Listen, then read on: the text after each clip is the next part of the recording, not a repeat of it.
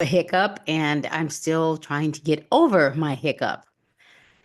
My MacBook Pro decided to not work. Well, it would log on. You could clearly see that my laptop was working this morning, but let me just mute this because wow. Anyway, here's my hiccup. My Mac, the the screen itself, like the light in your screen, like what makes you see yourself when you either are live or your screen, if you're on Word or Google or all the other platforms that you use. The light in the screen wasn't working anymore. And I thought, oh, I can troubleshoot this. And then I realized, been here before. So I knew I had to take my Mac in. I took it to the Apple store and I had to leave it. And luckily, I have a backup laptop, and it was a gift from my sister. I got an old one, so I'm using that right now. And I am so sorry for those of you that didn't get to see me this morning because I was supposed to go live at 6:30 a.m. Pacific time.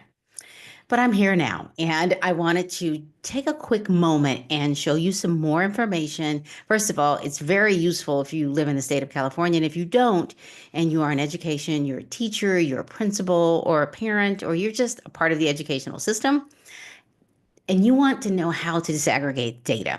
So I'm going to share my screen, and I'm going to show you the data I'm going to look for, or at least in California, and you can do the same thing in your state. So whatever state you have, there is typically a dashboard of some sort. And while I share my screen, what I want to, let me make sure I get there, move this over. Um, you can find this data wherever you are in whatever state you are. So we have two places that we look at state student test scores.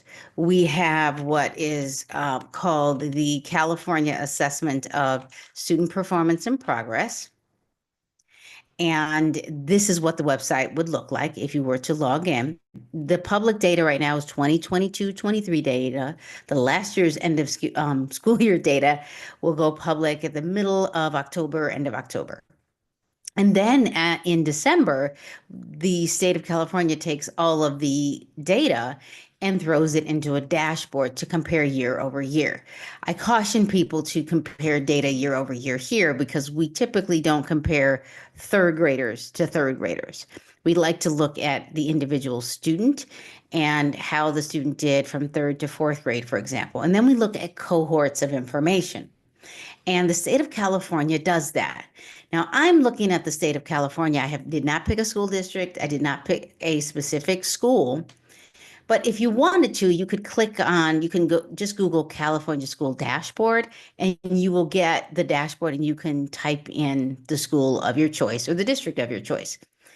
You typically don't log right into the state of California. You can see the state of California summary here. You also can generate the PDF of all the information here.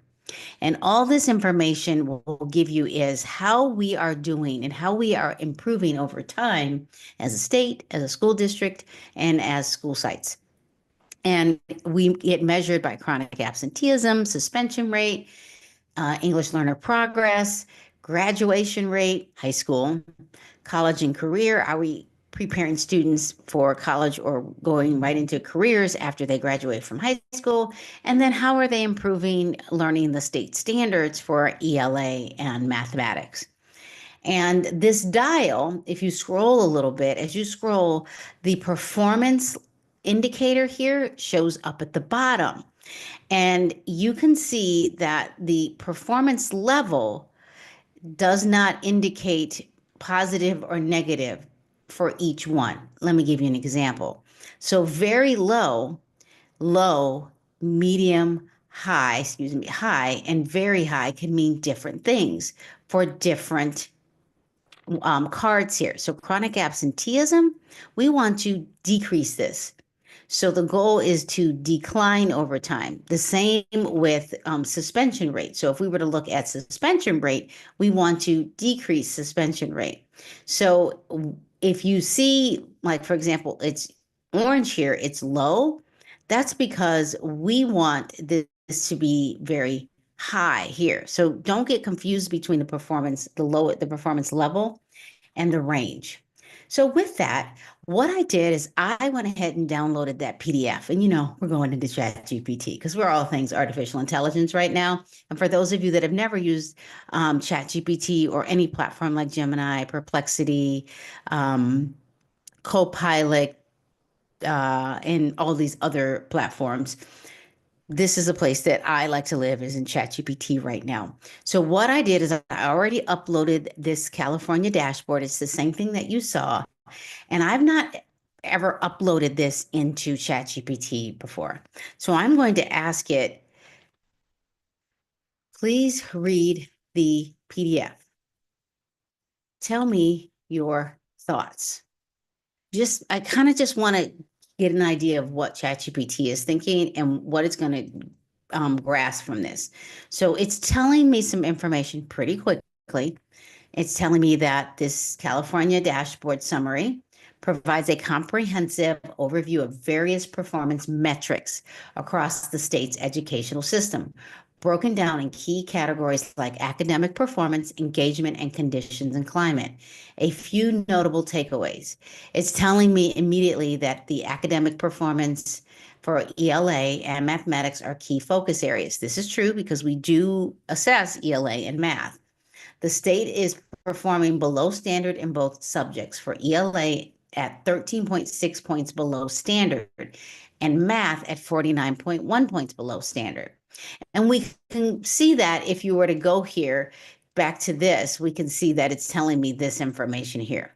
But the idea is to increase those more students on the ELA standards, meaning it's measuring their scale score. And that's another day. I will explain what that scale score means another day, but it's important to increase the learning for students. Then it talks about the engagement and chronic absenteeism is a critical issue. 24.3% of students identified as chronically absent. Now, I will tell you that it's probably going to be cut in half this year because we are kind of post-pandemic and more students are coming to school, and a cold is just a cold at this point. And then graduation rates and suspension rates. Now, I'm going to say, can you see demographic groups for ELA? If so, give highlights. Because sometimes this is kind of like a thought partner, like it's telling me all about it. So I really like this because here's what it did. And let me just let you look at this for just a second. It gave me a list of all of the demographic groups that are listed here. So if I go back here, this is a card. It looks like kind of like a baseball card. And each one of these indicators shows how many groups we have in red, orange, yellow, green, and blue.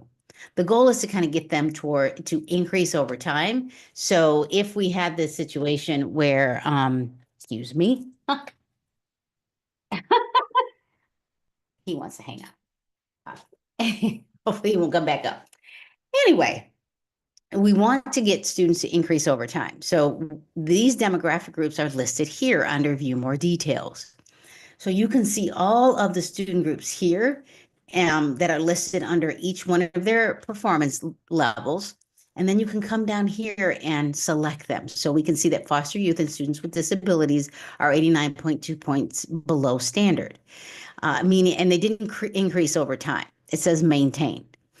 And the same with students with disabilities. And it gives you the number of students in each one of these demographic groups or student groups.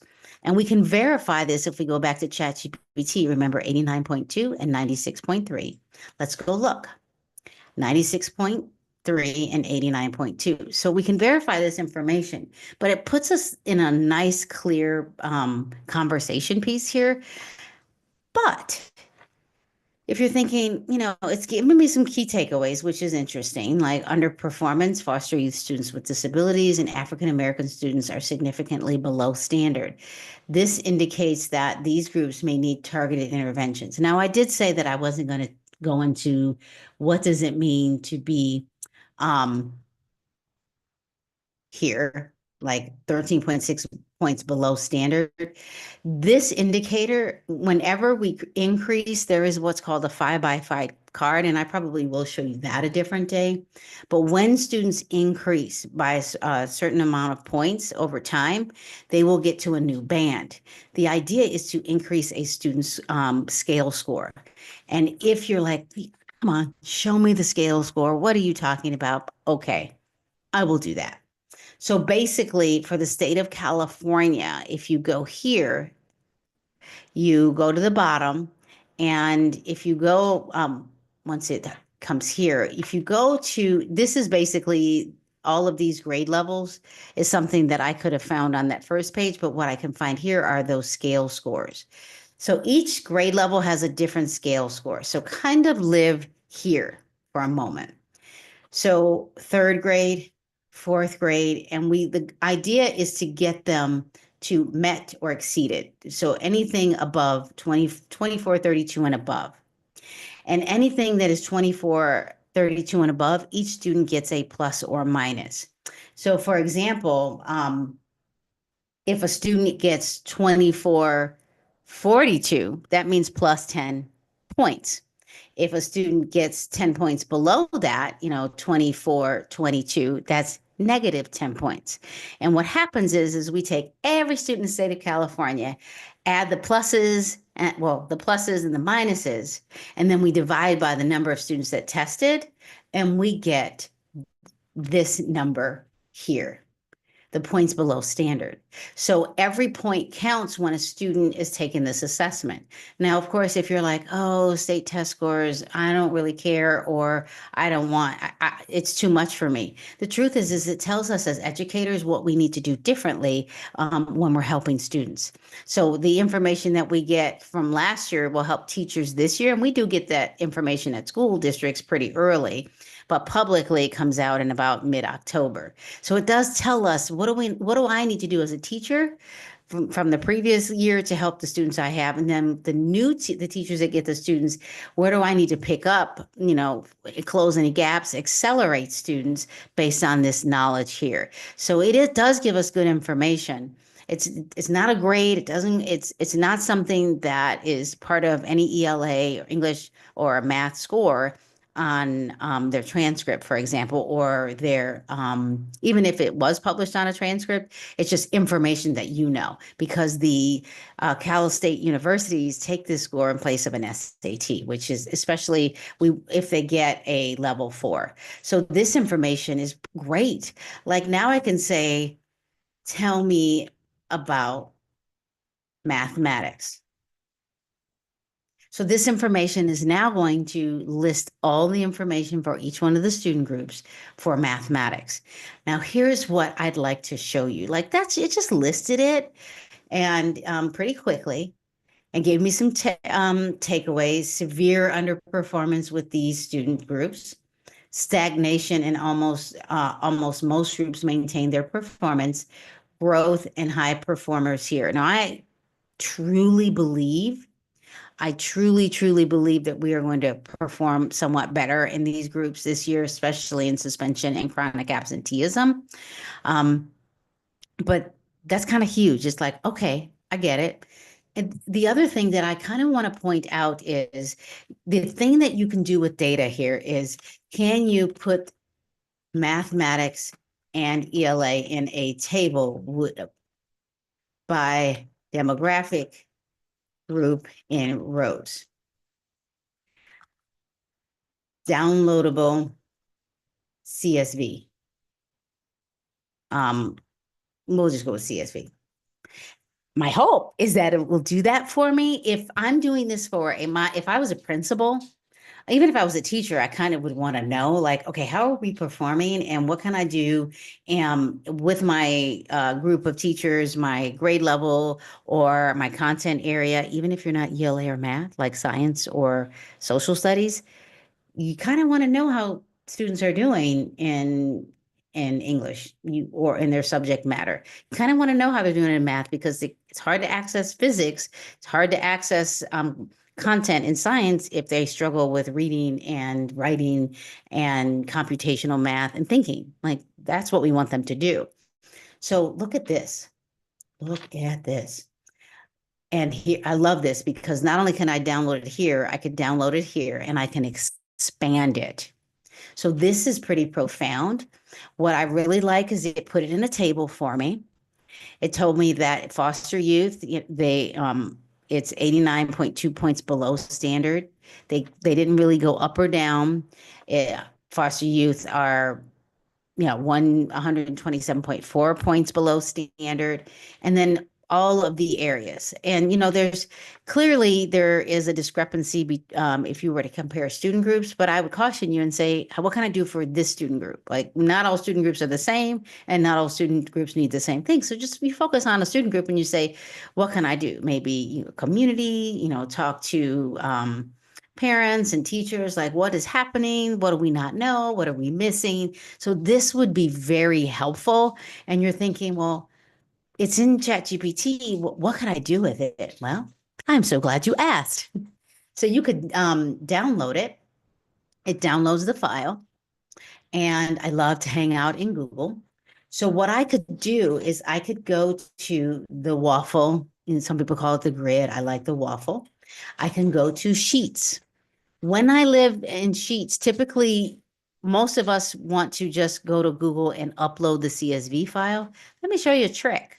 I've done this before, but here's what's great about Google Sheets. I mean, you can do this if you are in the cloud with Excel, but you go to File, letting it catch up, File, Import, File, Import, not upload, not download, import. So once the screen opens up, I'm able to not just grab it, but I'm able to import it directly into this spreadsheet. And if you are coming into the conversation a little later, the video will be available for you. So now, so I'm here. I go to browse. I go to my downloads. There's that CSV file, came straight from ChatGPT. It feels like magic to me. Feels like magic to me. Import data.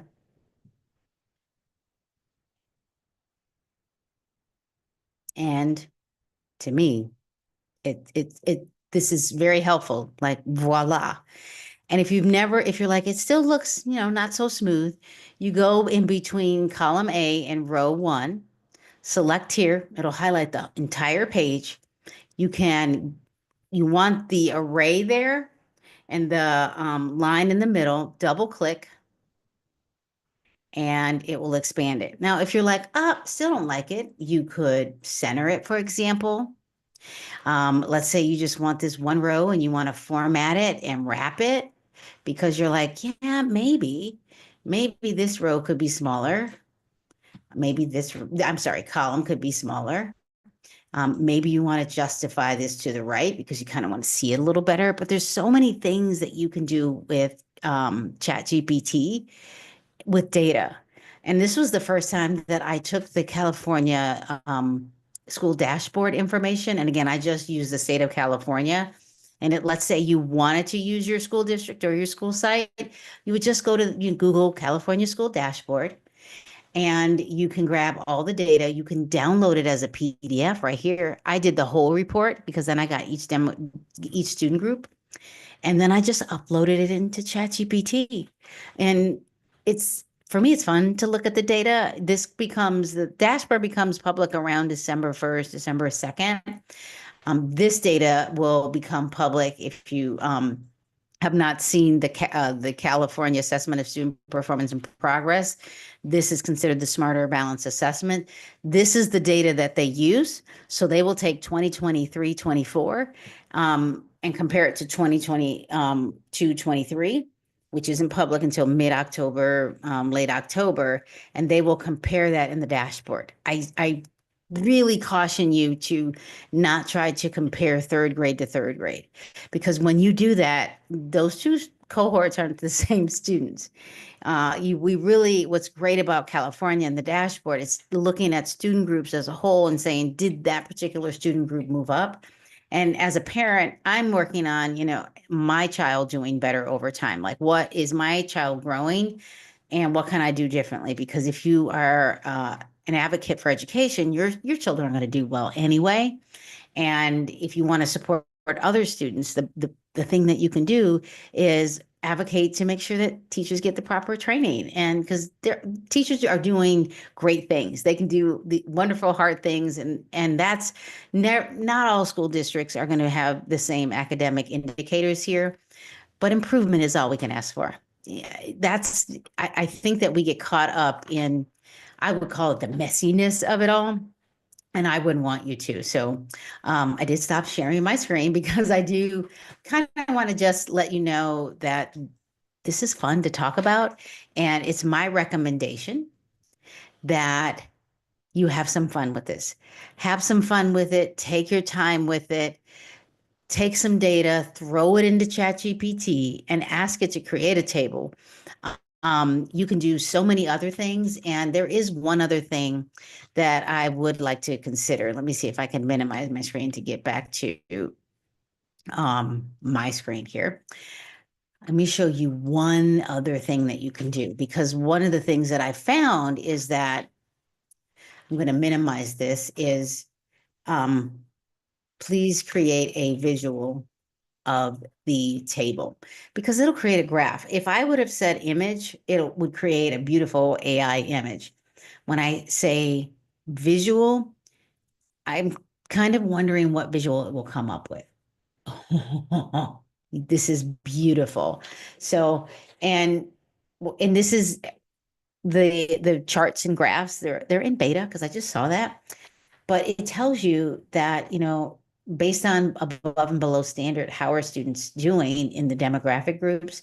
And it's showing you, and here is the reason why it's so, even though this is negative here, um, these are kind of flatlined, especially when I see it right here.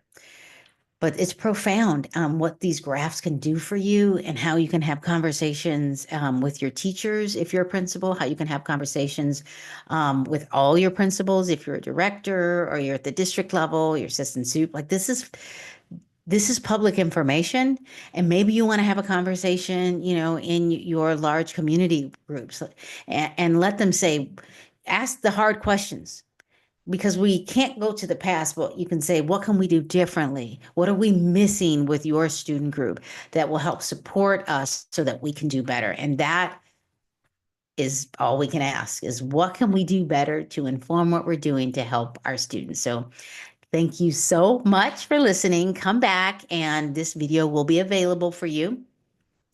And I normally go live at 8 a.m. Pacific time, 6 a.m., 6:30 a.m., 8 a.m. Central time, 6:30 a.m. Pacific time, Saturday morning. But my Mac light bulb died. So this is me improvising today and just doing it a little later. So thank you again. Please follow. Go into the description when it's available for you. Subscribe, and I will let you know when I go live. I'll send you an email, and I always offer free PDFs on my how-tos, and I will give you my prompts as well. Thank you so much for watching, and come back. I'm